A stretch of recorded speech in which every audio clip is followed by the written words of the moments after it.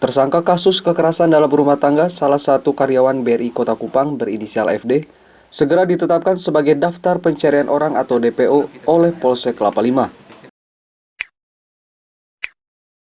FD sebelumnya dilaporkan oleh istrinya berinisial AT atas tindakan KDRT yang dilakukannya pada 8 Mei 2020 lalu. Dari hasil penyidikan oleh tim penyidik Polsek Kelapa Lima, FD akhirnya resmi ditetapkan sebagai tersangka atas tindakan KDRT pada 9 Mei 2020 lalu. Merasa tidak terima ditetapkan sebagai tersangka, FD melakukan upaya hukum pra-peradilan melawan Kapolsek Kelapa Lima. Sidang pra-peradilan antara FD sebagai pemohon melawan Kapolsek Kelapa Lima digelar di Pengadilan Negeri Kelas 1A Kupang dan dipimpin oleh Hakim Ketua Sarlota Swek. Pada sidang putusan yang digelar pada Kamis 15 Oktober 2020, Hakim menolak seluruh permohonan pra-peradilan dari pemohon.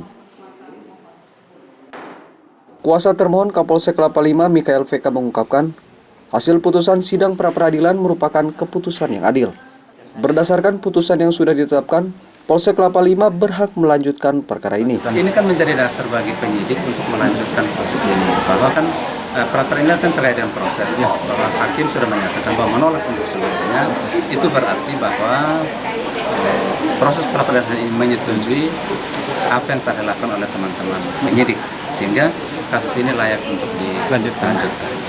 Korban AT yang didampingi oleh Forum Komunikasi Pemerhati Perjuangan Hak Perempuan dan Anak Kota Kupang merasa puas atas putusan hakim yang menolak permohonan pra-peradilan yang dilakukan suami korban. Sebagai Ketua Forkom P2HP, Maria Fatimah Hajon berharap kasus ini bisa menang di pengadilan nanti, sehingga bisa memberikan efek jera bagi pelaku. Keputusan hari ini hakim telah menolak dan dinyatakan bahwa Polsek Kelapa Lima menang.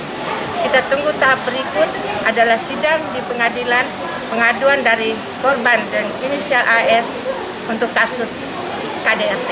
Terima kasih. Jadi Mama terus mengawal terus ini? Kami mengawal terus sejak dari kepolisian sampai ke pengadilan. Harapannya menang untuk memberi efek jera kepada pelaku dan kepada semua orang sebagai pelaku-pelaku berikutnya. Kurang dari 24 jam pasca ditetapkan sebagai DPO, tersangka FD bersama kuasa hukumnya menyerahkan diri ke Mapolsek Kelapa Lima pada Jumat 16 Oktober 2020 siang. Menurut Kapolsek Kelapa Lima AKP Andri Setiawan, pihaknya telah berupaya mendekati kuasa hukum tersangka untuk menyerahkan diri secara baik-baik. Alhasil, tersangka akhirnya mau menyerahkan diri ke Mapolsek dan saat ini sudah berada di sel Mapolsek Kelapa Lima. Menurut Kapolsek Kelapa Lima AKP Andri Setiawan, berhubung kasus ini sudah P21, maka pihaknya akan melakukan tahap kedua setelah berkoordinasi dengan Jaksa Penuntut Umum. Clemens Funit, AFB TV, melaporkan.